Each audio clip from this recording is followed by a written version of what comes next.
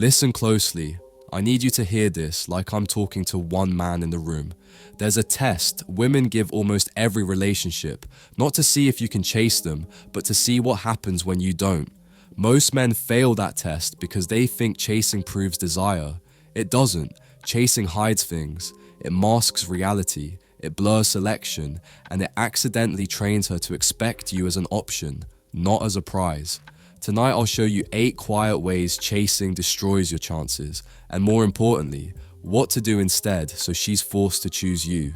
This is not some manipulative trick, it's about clarity, being the man who's visible, valuable, and impossible to take for granted.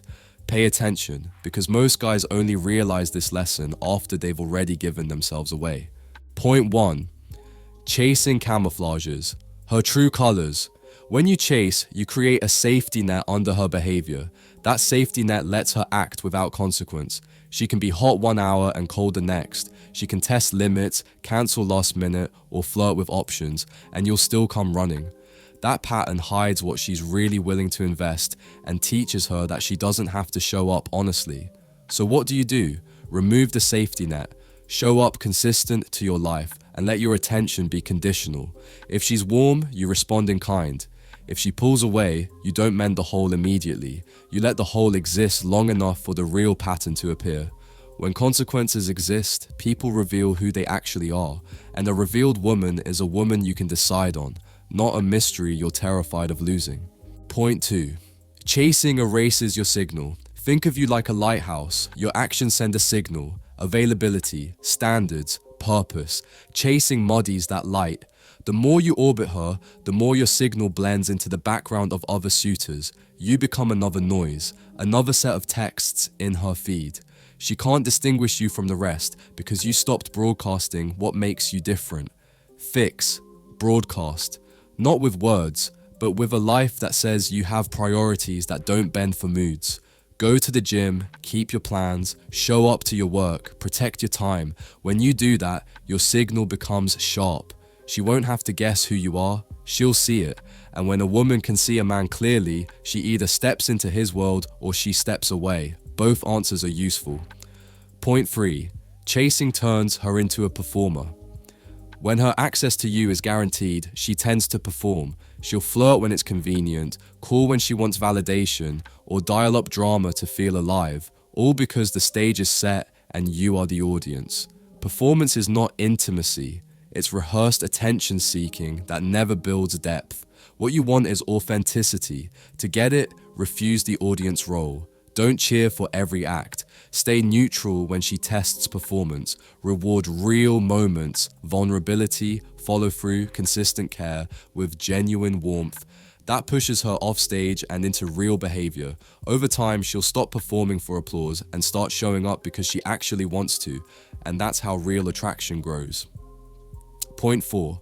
Chasing removes the urgency to choose. If a man will always chase, a woman never feels pressure to choose. There's no urgency, no cost for indecision. That's why chasing can turn a potential partner into a perpetual possibility instead of a partner in life. You want selection. You want her to weigh her options and pick you for reasons deeper than convenience. Create soft deadlines in your life, plans that can't be moved, dates you won't reschedule, priorities you defend.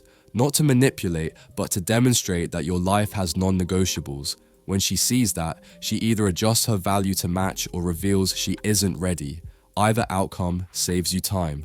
Urgency clarifies, chasing confuses. Point 5. Chasing surrenders leadership.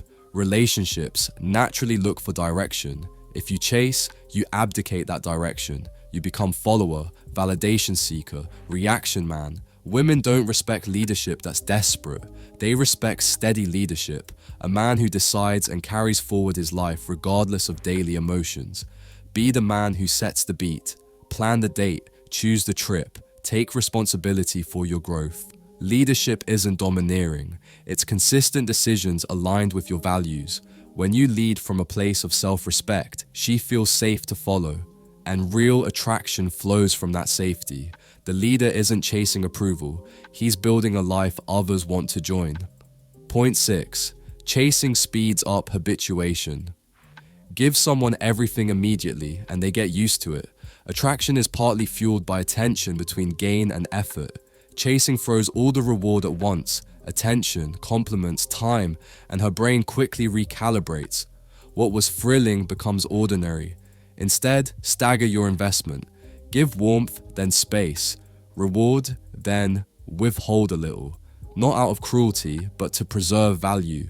Like any commodity, scarcity preserves desire. When she has to invest, she internalizes worth. When you give everything fast, you devalue yourself. Slow building investment creates depth that lasts. Point 7. Chasing brings temporary validation, not long-term fit. Chasing often feels like winning because it produces short-term signals. Dates booked, compliments returned, moments of excitement. But that's different from long-term fit. When you chase, you focus on immediate validation, the dopamine of being noticed, rather than evaluating compatibility for years ahead. Change the metric you use. Ask, does she move toward my future or away from it? Does she support my goals or demand they bend to hers? The man who looks for fit over flattery ends up with fewer fireworks but a stronger foundation. Pursue matching engines, people and circumstances that sync with your trajectory. That's how partnerships survive the boring parts of life. Point 8. Test her back. Give her a quiet challenge. If women test you, test her back, gently. Not games, but small revealing challenges that ask her to show commitment. Invite her to something you care about and see if she shows up. Suggest a plan that requires follow-through. Give her a boundary and observe whether she respects it. The rule: make your tests low drama and outcome neutral. You aren't trying to punish, you're trying to learn. If she invests, she's signaling readiness. If she withdraws, she's signaling mismatch. Either way, you gain clarity, and clarity is the antidote to chasing. Once you know, you either build or you walk away. So here's the straight truth. Chasing is a shortcut to confusion. It covers patterns you need to see, it lowers your value, and it trains her to take you for granted. The opposite, focused presence, clear boundaries, small tests, and consistent leadership gets you choices. That's the goal. Not to force her into you, but to become the man worth choosing. If you made it this far, drop "chosen" in the comments. I want to see who's ready to stop chasing and start building a life that attracts. If you want, I'll make a follow-up showing exactly how to set 3 practical quiet tests you can use this week. Stay present. Be the man who's visible.